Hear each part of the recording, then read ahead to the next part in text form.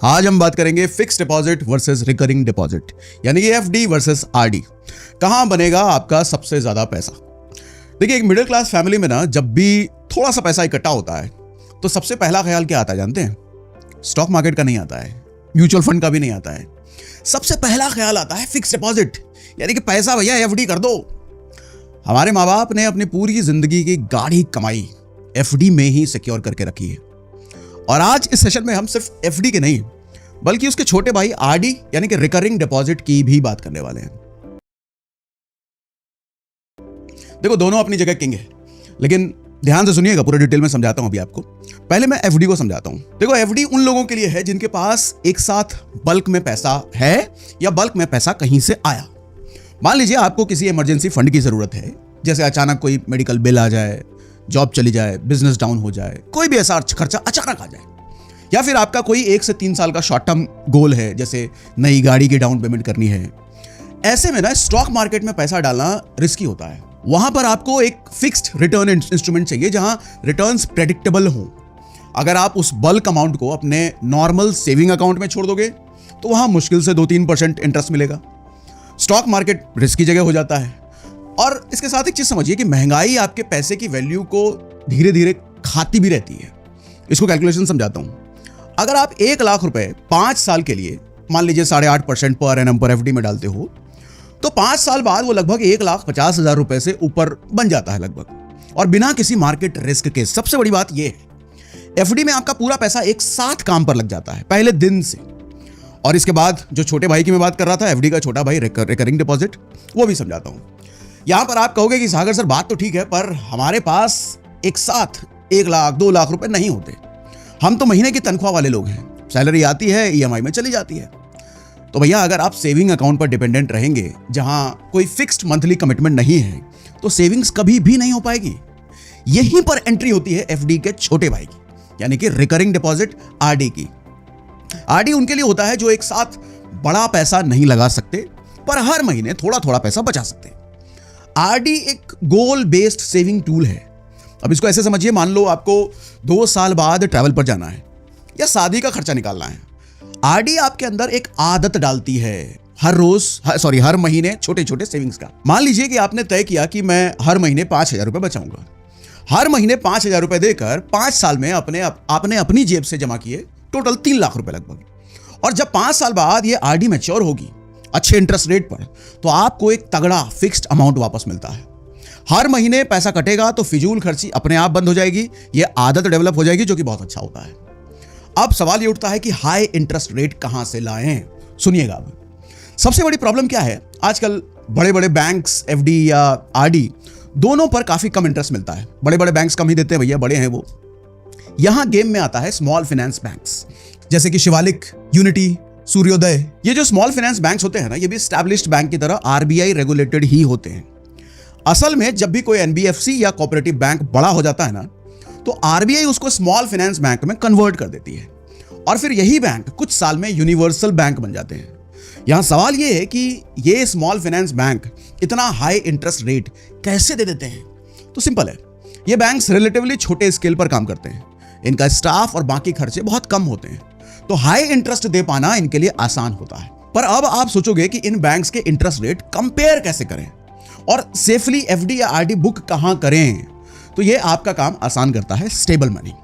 Stable money एक ऐसी application है जहां आप 200 से ज्यादा बैंक्स के एफडी और डिपॉजिट इंटरेस्ट रेट्स एक ही जगह पर कंपेयर कर सकते हैं, और उनके पार्टनर 13 बैंक और 3 एनबीएफसी में डायरेक्ट एफडी या फिर आरडी बुक कर सकते हैं।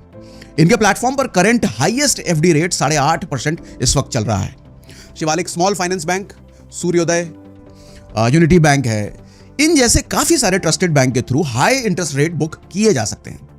अगर आप स्टेबल मनी के बारे में पहली बार सुन रहे हो तो आपको बता दें भैया, ये एक टोटली ट्रस्टेड और आरबीआई रेगुलेटेड प्लेटफॉर्म है जिसके ऑलरेडी 50 लाख से ज्यादा यूजर्स हैं इंडिया में, और स्टेबल मनी ऑलरेडी 7,000 करोड़ के एसेट्स को हैंडल कर रहा है अपने इन्वेस्टर्स के लिए। इस कंपनी के को फाउंडर एंड सीईओ हैं सौरभ जैन, जो कि पहले नवी म्यूचुअल फंड के सीईओ रह चुके हैं। अब इसके बाद समझते हैं कि स्टेबल मनी एफडी या आरडी करने के प्रोसेस को आसान कैसे बनाता है और आपका पैसा जाता कहां है। तो स्टेबल मनी पे एफडी या आरडी करने पे आपको इन बैंक्स में कोई नया सेविंग अकाउंट खोलने की जरूरत नहीं होती है। और आप मिनिमम 1000 रुपए से अपनी एफडी या आरडी शुरू कर सकते हैं।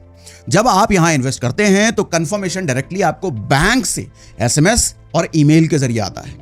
आपका पैसा सीधा बैंक के पास जाता है, स्टेबल मनी के पास नहीं रहता। तो स्टेबल मनी सिर्फ एक प्लेटफॉर्म है, जरिया है जो आपको बैंक से कनेक्ट करता है। अब आप सोचेंगे कि अगर पैसा डायरेक्टली बैंक के पास जा रहा है तो स्टेबल मनी का रोल क्या है? देखो, स्टेबल मनी आपको सुविधा देता है मल्टीपल बैंक्स में मल्टीपल एफडी और आरडी शुरू करने की, मेंटेन करने की और एक जगह पे मैनेज करने की। एक ही डैशबोर्ड पे आपको सारी जानकारी मिल जाती है कि एफडी कब मैच्योर होने वाला है, इंटरेस्ट कितना है, कब और कैसे मिलने वाला है, ये सब आपको यहीं दिख जाता है। और अगर प्री मैच्योर विड्रॉल करना है तो वो भी डायरेक्टली यहीं से किया जा सकता है। यानी ना कोई बैंक जाने की झंझट, ना कोई मैनुअल या फिजिकल प्रोसेस। अब सबसे बड़ा सवाल जो आना चाहिए कि सागर सर, इन छोटे बैंक्स में इंटरेस्ट तो अच्छा है, पर क्या पैसा सेफ है? सबसे इंपॉर्टेंट सवाल, ध्यान से सुनिएगा। इंडिया में हर बैंक एफडी या बैंक आरडी, चाहे वो बड़ा बैंक के साथ हो, स्मॉल फाइनेंस बैंक हो, डीआईसीजीसी के द्वारा 5 लाख रुपए पर बैंक पर पैन इंश्योर्ड होता है। DICGC reserve bank of India यानी कि आरबीआई की एक होली ओन्ड सब्सिडरी है। यहां मैं एक चीज बिल्कुल क्लियर कर दूं, ये 5 लाख रुपए का इंश्योरेंस डीआईसीजीसी देता है, स्टेबल मनी नहीं देता है। चाहे आप डायरेक्ट बैंक जाएं या स्टेबल मनी के थ्रू करें, डीआईसीजीसी का रूल दोनों पर लागू होता है। इसलिए स्टेबल मनी पर अलग अलग बैंक्स में पैसा लगाकर आप अपने 5 लाख वाले ब्रैकेट का फायदा उठा सकते हो और एक ही जगह इनको ट्रैक भी कर सकते हो। एग्जांपल समझिए, अगर आपको 20 लाख रुपए एफडी में डालने हैं तो आप 4 डिफरेंट बैंक में 5 लाख रुपए ईच की एफडी करके मैक्सिमम इंश्योरेंस कवरेज का फायदा ले सकते हो। बहुत से स्मार्ट लोग तो इस स्ट्रैटेजी को यूज करते हैं और इसे एफडी लैडरिंग भी कहा जाता है। आप इंश्योरेंस के साथ अपने नीड्स के अकॉर्डिंग डिफरेंट टेन्योर की एफडी और आरडी भी मेंटेन कर सकते हो।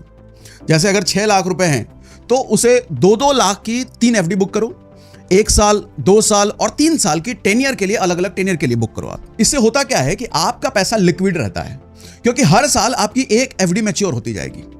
अब आरडी टॉपअप के फीचर के बारे में जानो भैया, ये भी बड़ा इंपॉर्टेंट है। स्टेबल मनी के थ्रू आरडी करने का एक सबसे बड़ा और सबसे अनोखा फायदा आपको बताता हूं, ध्यान से सुनिएगा। देखो, इनका एक फीचर है टॉपअप आरडी। मान लीजिए आपने आज 8% पर एक आरडी शुरू किया और 6 महीने बाद आरबीआई ने रेपो रेट कम कर दिया और नए इंटरेस्ट रेट्स मार्केट में गिरकर 7.5% हो गए। लेकिन अचानक आपके पास कहीं से 10,000 रुपए का लमसम स्पेयर अमाउंट आ गया मान लो, और अगर आप नई एफडी करने जाओगे तो सिर्फ 7.5% इंटरेस्ट मिलेगा।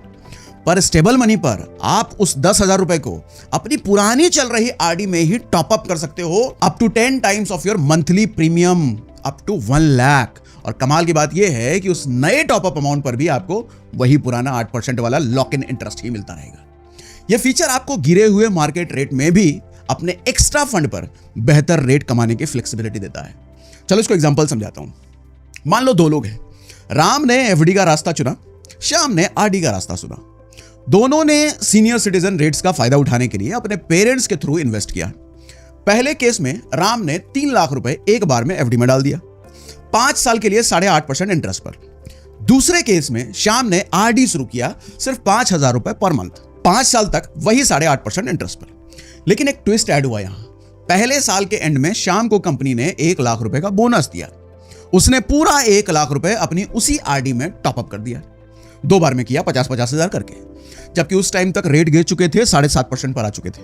पर श्याम अपनी पुरानी एफडी पर टॉप अप कर पाया स्टेबल मनी यूज करके।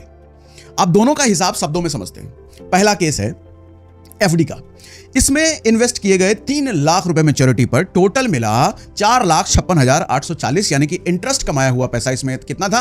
1,56,840। दूसरा केस है आरडी का बिना टॉपअप के। इसमें भी इन्वेस्ट किए गए 3 लाख रुपए, मैच्योरिटी पर टोटल मिला 3,71,640, यानी कि इंटरेस्ट अर्न्ड हुआ 71,640। और तीसरा केस है आरडी का टॉपअप के साथ। इसमें इन्वेस्ट किए गए 4 लाख रुपए, मैच्योरिटी पर टोटल मिला 5,11,635, यानी कि इंटरेस्ट कमाया हुआ पार्ट इसमें कितना है? 1,11,635।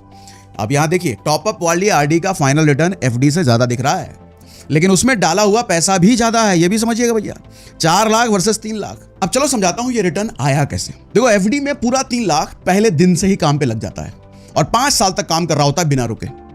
आरडी में पैसा धीरे धीरे जाता है, तो अप्रैल में डाली गई इंस्टॉलमेंट को 5 साल का इंटरेस्ट मिलता है, लेकिन लास्ट मंथ की इंस्टॉलमेंट को सिर्फ 1 महीने का इंटरेस्ट मिलता है। इसीलिए सेम रेट्स पे भी आरडी का रॉ रिटर्न एफडी से कम आता है। देखो भैया, ये एफडी आरडी ना चचेरे भाई हैं, ट्विंस ना समझिएगा इसको। अब देखो, टॉपअप वाली आरडी इसी बात को थोड़ा अलग एंगल से दिखाता है। जो 1 लाख रुपए आपने साल के एंड में टॉपअप किया, वो नॉर्मली अगर नया आरडी खोलते तो 7.5% यानी गिरे हुए रेट पे लॉक होता, लेकिन टॉपअप फीचर की वजह से वो पुराने 8.5% पे ही लॉक हो गया और 4 साल तक वही रेट कमाया। यही है असली फायदा, नया पैसा लेकिन पुराने बेहतर रेट पर। इसीलिए कौन जीता ये बोलना गलत कंपैरिजन होगा। पॉइंट ये है कि टॉपअप फीचर आपको एक्स्ट्रा पैसा को पुराने बेहतर रेट पे लॉक करने देता है। अब सारी बात कहने के बाद कंक्लूड कर देता हूं अपनी बात को। देखो, अब सबसे मेन मुद्दे पर आता हूं, एफडी और आरडी में बेस्ट क्या है, आपको क्या चुनना चाहिए। देखो भैया, दोनों अपनी जगह किंग हैं, दोनों ही इक्वली इंपॉर्टेंट है, किसी को कम मत समझिएगा। अगर आपके पास कैपिटल नहीं है और सेविंग्स का डिसिप्लिन बनाना है तो आरडी आपका सबसे बड़ा साथी है, लेकिन जब बात एक सॉलिड फाइनेंशियल फाउंडेशन बनाने की आती है तो एफडी हमेशा आरडी से एक कदम आगे निकल जाता है। क्यों? क्योंकि एफडी में पूरा पैसा पहले दिन से पूरे टाइम पीरियड के लिए हाईएस्ट इंटरेस्ट रेट पर काम करना शुरू कर देता है और आखिरी दम तक करता रहता है। आरडी में आपका पैसा किस्तों में जाता है तो आखिर की किस्तों पर इंटरेस्ट कम टाइम के लिए मिलता है। मेरा प्रैक्टिकल फॉर्मूला बता देता हूं। देखो, अगर आपके पास बल्क पैसा नहीं है तो पहले अपने डिसिप्लिन के लिए आरडी शुरू कीजिए। हर महीने 5,000 या 10,000 रुपए की आरडी कीजिए। जब 3 या 5 साल बाद वो आरडी मैच्योर हो जाए और आपके पास एक साथ 3 लाख 5 लाख रुपए इकट्ठा हो जाए तो उस पूरे अमाउंट को उठाइए और एक बड़ी तगड़ी एफडी बुक कर डालो। आपका पैसा एफडी में बॉडीगार्ड की तरफ बैठ जाएगा भैया, जो हर साल बड़ा होता रहेगा और आपको मार्केट गिरने की या रिसेशन की कोई चिंता करने की जरूरत नहीं होती। देखो भैया, पैसा आपका दोस्त है, मेहनत भी आपकी है। इसको अपने सेविंग अकाउंट में ऐसे ही आलसी मत बनने दीजिए, इसको अपने लिए काम पर लगाइए। उम्मीद करता हूं एफडी और आरडी का ये पूरा कॉन्सेप्ट और उनकी ताकत आज आपको क्लियर हो गई होगी। और अगर ये वीडियो अच्छी लगी तो अपने दोस्तों के साथ शेयर करके उनको ही बताइए। मिलते हैं भैया आगे किसी और सेशन में। नमस्कार दोस्तों, अगर आप भी अपनी मेहनत की कमाई को सुरक्षित रखते हुए अच्छा रिटर्न कमाना चाहते हैं तो आपके मन में भी कभी ना कभी ये सवाल जरूर आया होगा कि एफडी और आरडी में कौन आपको ज़्यादा अमीर बना सकता है। बहुत से लोग बिना तुलना किए ही एफडी या आरडी में निवेश शुरू कर देते हैं, लेकिन सही फैसला आपके निवेश के तरीके पर निर्भर करता है। अगर आपके पास एक मुश्त बड़ी रकम है तो एफडी आपके लिए बेहतर विकल्प हो सकता है। वहीं अगर आप हर महीने अपनी सैलरी से थोड़ी थोड़ी बचत करना चाहते हैं तो आरडी आपको अनुशासित तरीके से निवेश करने में मदद कर सकती है। लेकिन क्या दोनों में ब्याज एक जैसा मिलता है? किसमें मैच्योरिटी पर ज्यादा पैसा मिलेगा? टैक्स के मामले में कौन बेहतर है? और लंबे समय में कौन सा विकल्प आपकी संपत्ति से तेजी से बढ़ाने में मदद कर सकता है? इन सभी सवालों का जवाब सागर सिन्हा सर ने इस वीडियो में आसान भाषा और वास्तविक उदाहरणों के साथ समझाया है, ताकि आप बिना किसी भ्रम के अपने लिए एक सही निवेश का चुनाव कर सकें। तो अगर आपने अभी तक पूरा वीडियो नहीं देखा है तो शुरुआत से अंत तक जरूर देखें, क्योंकि सही निवेश का फैसला भविष्य में लाखों रुपए का अंतर पैदा कर सकता है। तो दोस्तों, अगर आपको यह वीडियो पसंद आई हो और आप भी सागर सिन्हा सर के फैन हैं तो वीडियो को लाइक करें, अपने दोस्तों और परिवार के साथ शेयर करें और ऐसे ही शानदार फाइनेंस से जुड़े वीडियो देखने के लिए हमारे चैनल को सब्सक्राइब करना बिल्कुल ना भूलें। धन्यवाद।